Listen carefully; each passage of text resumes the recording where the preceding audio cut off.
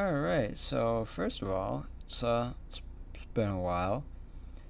A lot of stuff's been happening, but it's done happening now, hopefully. And I wanted to finish up this project.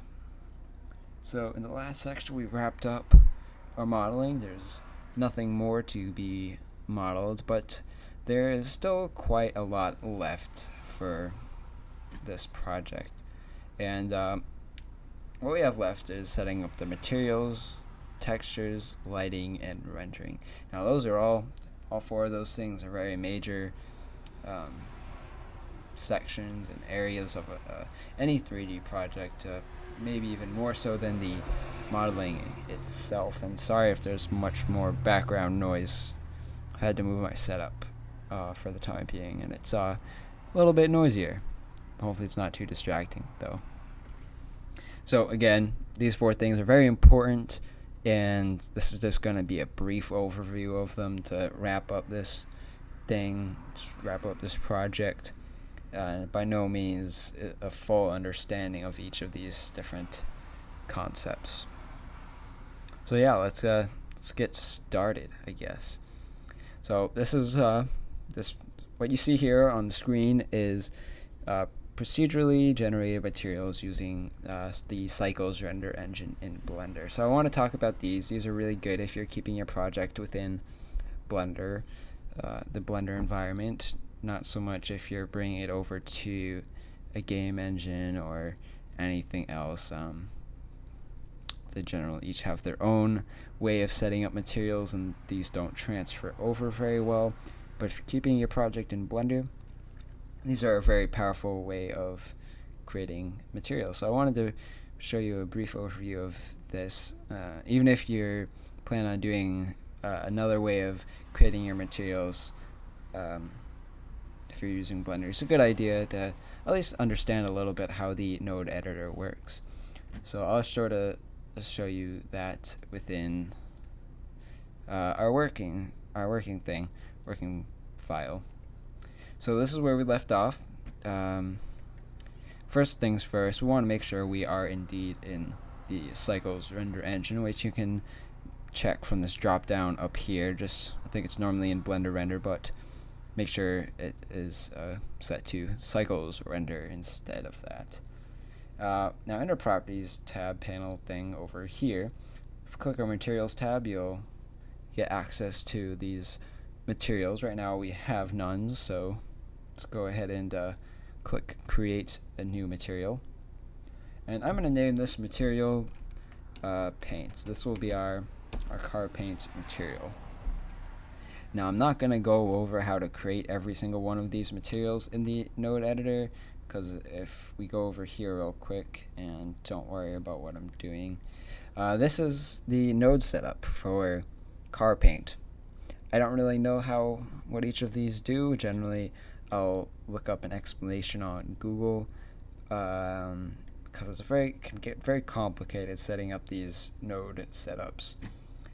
I'll have all the materials in a screenshot in the description so that you can create them yourself, but it'll just take so long to go over them. But to even get there, first of all, we want to have that material added first in the materials tab, and then to edit that material, we're going to open up a new window, just dragging these diagonal lines in the corner here to split our view, and I'm going to switch this editor using this drop down to the node editor. Should look something like this by default. You want to make sure using nodes is checked off, and the default Cycles material is just this diffuse shader linked to the material output. Now each of these little boxes is a node, and they're responsible for different aspects of your material. Again, it can get fairly complicated materials, but I just want to sort of introduce you to how these things work. So on the left side of each node are that specific node's inputs, the type of data that it accepts. They are generally color-coded: yellow for color, gray for a numerical value, blue for normal data. and green is just shader data information, and the dots on the right are the type of data that it outputs.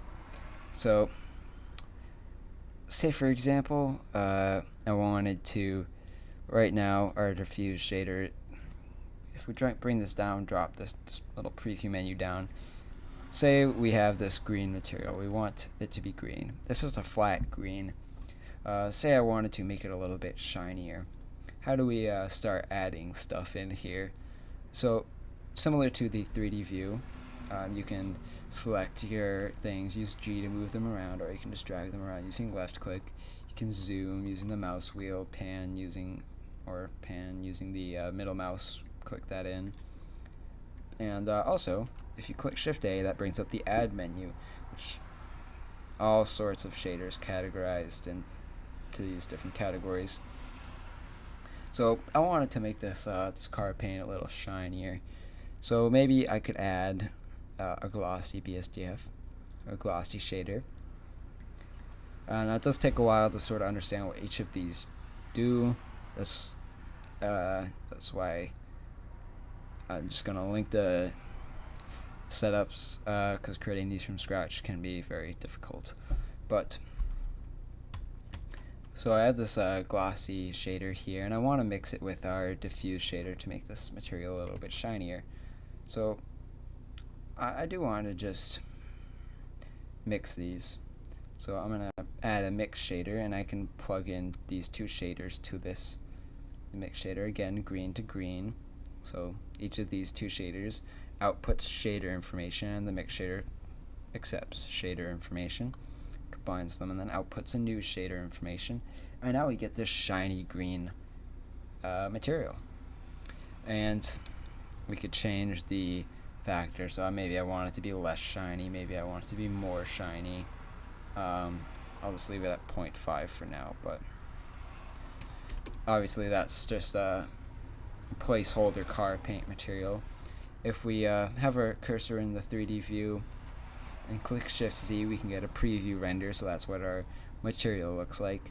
It's not quite car paint. As you saw, the car paint material is a little bit more complicated than that, but we'll just keep that as our placeholder material for now, and I can show you how to add more materials.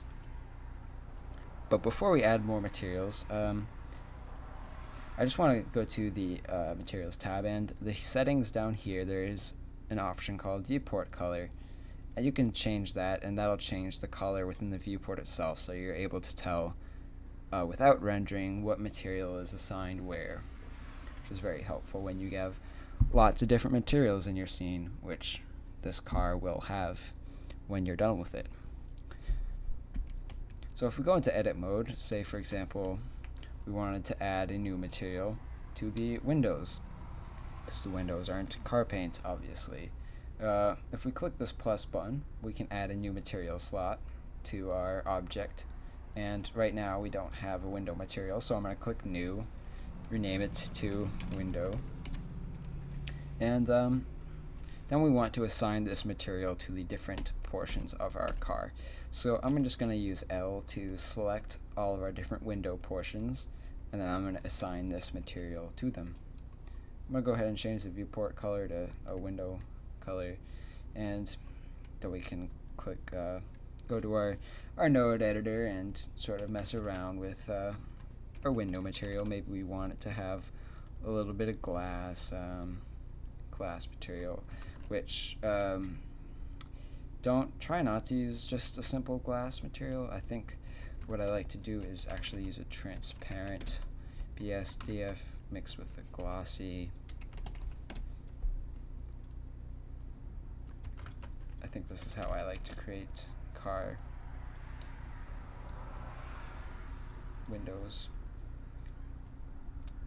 But yeah, you sort of get a reflective little see-through material.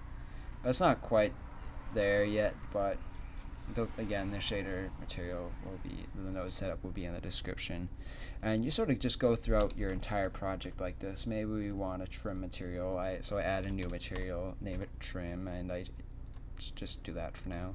go into edit mode and select all the objects I want to be trim and assign. We have some trim pieces around the window too, but these aren't a separate object. So if I select this little trim piece up here, it selects the entire thing, but we can just select the individual faces and edges in here.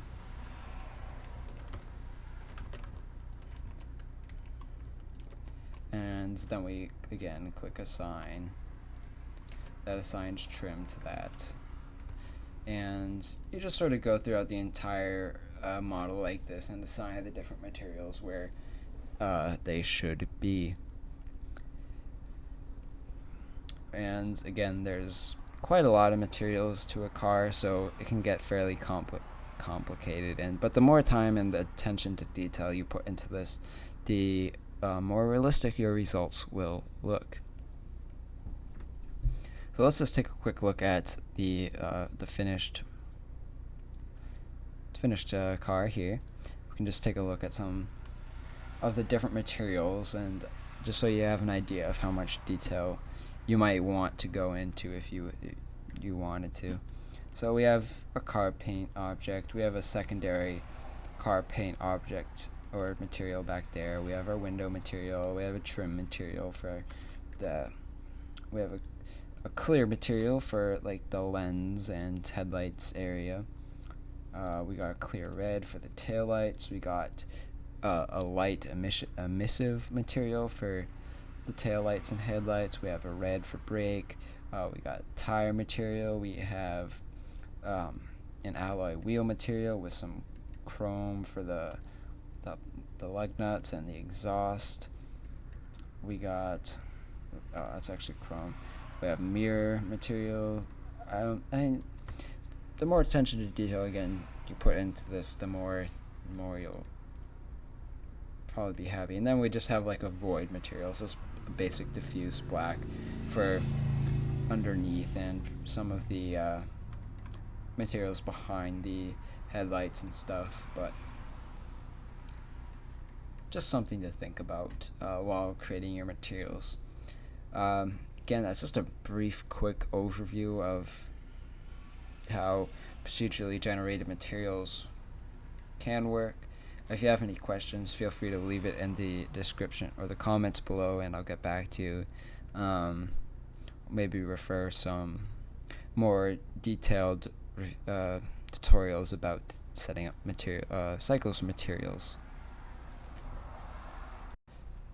And probably even a more popular way to create materials for projects is to use image textures.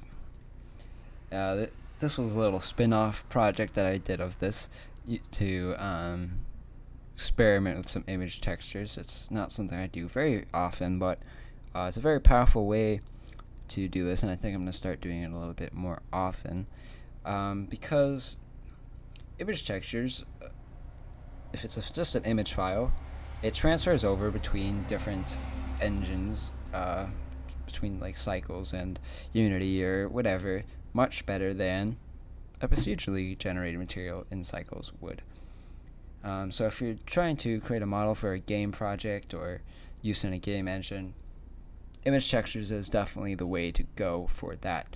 However, there's a little bit more that goes into image textures than just assigning your materials where you would like to. But the result was probably well worth the extra effort. One specific way of,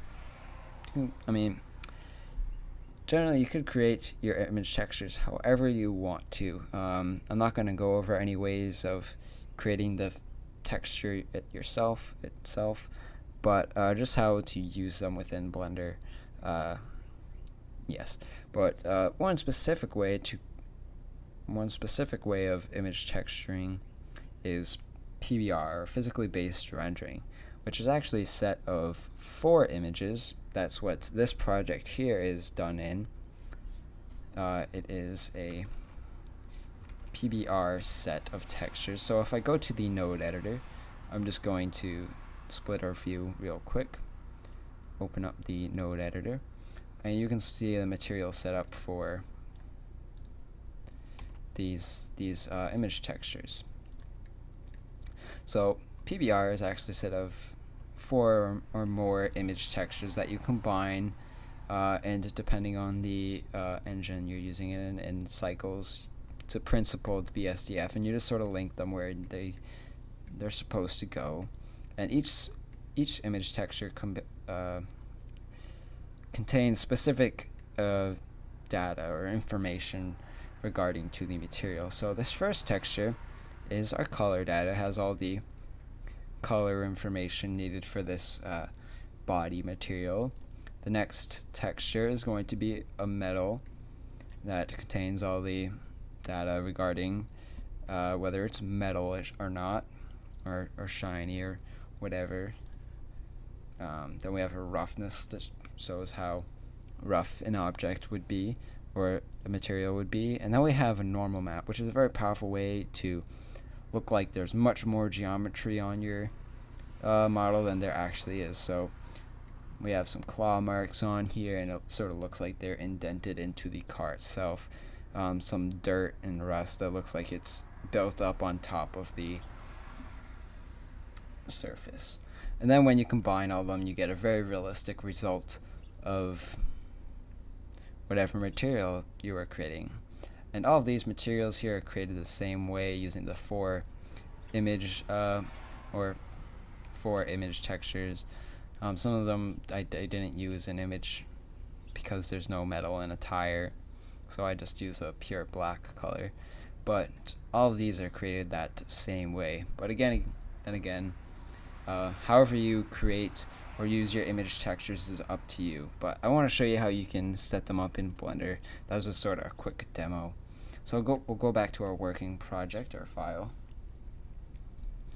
And if we go into edit mode, there's a couple things we have to do before we start applying image textures to our model. And the first thing we're going to have to do is to unwrap our project, because an image is 2D, a 3D model is not 2D, so we have to make sure that our model is unwrapped so that this image texture can be applied to it.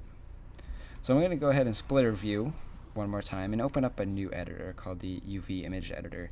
This is where we can edit a lot of our information regarding our UV unwrapping. So I'm just going to go ahead and click Image to create a new texture, and I'm just going to make sure this is a UV grid and click OK. It doesn't really matter what this image looks like, just a placeholder for now. But if we go into edit mode and select everything and click U, this will bring up our UV mapping menu, and depending on the complexity of your object, you can choose which one of these works best. I'm just going to try unwrap for now and see how that looks. So here we can see the result of our UV unwrapping, and this is probably my least favorite thing in 3D ever. I don't completely understand how it works, but this is what our model looks like when it's unwrapped onto a 2D surface. And that's probably fine. I mean, most of the times you just want to check for distortions, make sure things aren't like too crazy looking. This actually looks fine. If it's a more complex or the edge flow isn't neat, Blender might have a little bit of a hard time unwrapping it, but this seems good enough. So I'm going to go to our paint material and probably want to add a texture to this maybe. So let's go ahead and click Shift A to add. Maybe we could use a, where is it? I'm just going to search it. Search image texture. And let's go ahead and open. And then you'd locate the whatever texture you want. I'm just going to use this wood because I don't have a specific one in mind. But you load up your texture that you've created or downloaded from the internet for whatever material you're using into a node. Then you can drag the color into maybe whatever shader you're using. I want that to be the color, so maybe I can just link it to our diffuse, color to color for our diffuse. And if we give it a quick render, we can see that our car now has a wood finish to it, which is a very interesting result. And then again, you can do this however you use whatever textures you want. Someone who did this project used a carbon fiber texture, and the lip was orange. There were some orange accents, and it was a very interesting result. It looked nice. But again, you can do this however your heart desires, and it can get fairly complex, like the PBR stuff. You can add several image files to a single material and mix them however you would like. And a very helpful, I created these textures using a program called Substance Painter, which just allows you to very easily create materials that you want. You just sort of paint the different things. Like maybe I wanted some extra dirt behind these wheels, so I'd paint some extra dirt behind the wheels. I wanted some scratches on the mirror, so I paint some scratches on the mirror using different brushes and particles. And it's a very helpful resource that I've been using very often to create my textures. But again, you can use whatever you want to create your textures. Photoshop, GIMP, it's up to you. Depends on the style you're going after. I mean, there's several different ways that you could do so. That's Substance Painter if you're going for realistic results, or I think you could probably even do stylized stuff. But it's very helpful. 100% recommended from me. And a couple other things I wanted to talk about is lighting and rendering. Now these are both, again, very important and very important concepts. So right now, there are no lamps in the scene. I've set up some lighting here on this other layer, and these are just some planes with an emission material to it that will create some reflections on the car's surface. So if I click Shift Z to give it a preview render, we can see some nice reflections on there. And then we also have a sun lamp here. Out here, there's several different types of Shift A add lamp. There's point lamps, sun lamps, spot lamps, hemi lamps, area lamps, and depending on the environment that you're going for, whether it's outside, inside, you can use those different types of lamps. But one thing that I wanted to talk about is Hdr Images and sort of establishing that environment. Now this is a way, so all our lighting is on this third layer, all of our lighting objects, that is. If we go to our first layer, it's just this simple, just a car model. But if I give it a quick render, you can see that there is still lighting here. Why is that? It's because in our properties tab, if we go to our world menu tab thing, we can see that there is an environment texture serving as our background. And what this does is it provides realistic lighting and reflections based off an image texture that you use as environment. Generally, it's a photograph of like a sky or something like that. If you wanted to take a look at some, there's a very nice website called HDR Haven where you can download them for free and experiment with what sort of environment you want your model to be in. You can just click that world tab, make sure that the surface is set to a background.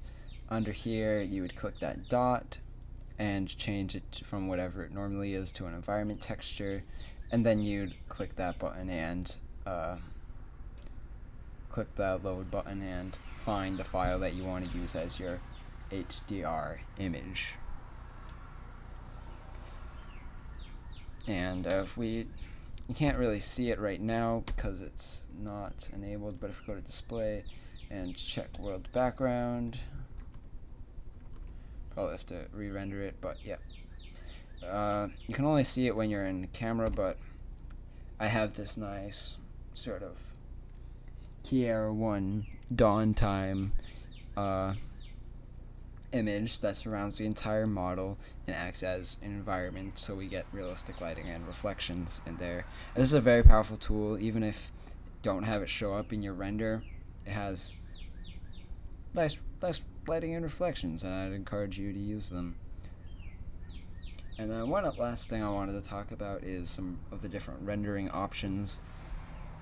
All of your different rendering options are here in this first tab, conveniently titled the Render tab. So here you have access to the resolution that you want to render at. Just basic HD. Say for example I only wanted to render half that resolution, so I type in 50. There's a lot of different values here that you can play with. Generally I don't touch most of them, but sampling is another good one. If you look under there, you can the more samples you have, the longer it will take to render, but right now our preview render only has 128, and you can sort of see these fireflies around lighting and reflective portions. So if you bump that up to say 512 for your final render, it'll take longer, but it'll be less fireflies or these little pixely bits in your image. It'll be just be a much cleaner render. And of course, to render, you can just click render up here or F12, and that'll render out your image. Depending on the amount of stuff in your scene, it might take a little bit. Also depending on the power of your machine, but again, going back to that node editor, so we have our material nodes here. If we go to this little second tab, there was our compositing nodes, which affects our rendered image. Generally these two things won't be here, so it'll just be render layers to composite. You might have to check off use nodes, but you can do a little bit of post processing after your render. So maybe let me just let this finish up real quick.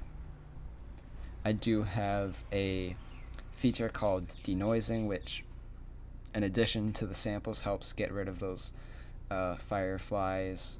Just check it off, and if you leave it at the default stuff, it's a pretty helpful thing. It's just a little bit of just blurs it out a little bit. But say for example I wanted to make these headlights glow a little bit, I could add a glare node. It's same as before. Just search I want to add some glare in capitals because we want a lot of glare, and then just plug that in. If you have that open, then it'll change a little bit. Just subtle things. If you wanted to change the coloring of it a little bit, you could add an RGB curves and just play around with that. Maybe I want the reflections to be a little bit lighter. I mean, it's just really subtle right now. Oh, I made the shadows a little bit too dark, but you can just play around with stuff. A lot of people will take it to Photoshop or an external software for post-processing, but you can do a little bit of it here if you'd like. And yeah, I mean, that's pretty much it. Again, that was just a quick overview of those materials, textures, lighting, and rendering.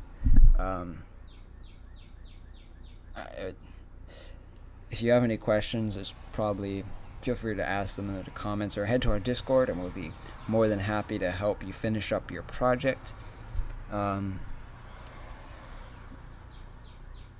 Yeah, I mean, that pretty much wraps up this project. Again, these were just a quick overview of those 4 things. You could probably look up a more in-depth tutorial regarding each of them to understand them better. But yeah, that's it for this. I just wanted to focus on the modeling aspect of this project, and I really do hope you found something helpful or useful, either in this creating this Dodge Challenger or whatever other car you wanted to do. I was thinking it would be cool if we put together a little like results video. So if you wanted your what you made using this tutorial published, then feel free to contact me in some way and send me over some renders, and we can put that together, figure that out. I think that would be a cool little idea if you wanted to share what you created with whoever wanted to watch. But yeah, that wraps it up. Again, I hope you found helpful or useful or just whatever. I don't really know how to end this, but I have some cool, exciting ideas for projects afterwards. And if anyone else has any other questions or wants to say something, feel free to leave it in the comments. I'll get back to you on that. Thanks so much for watching, and I'll see you in the next time. What is that supposed to mean?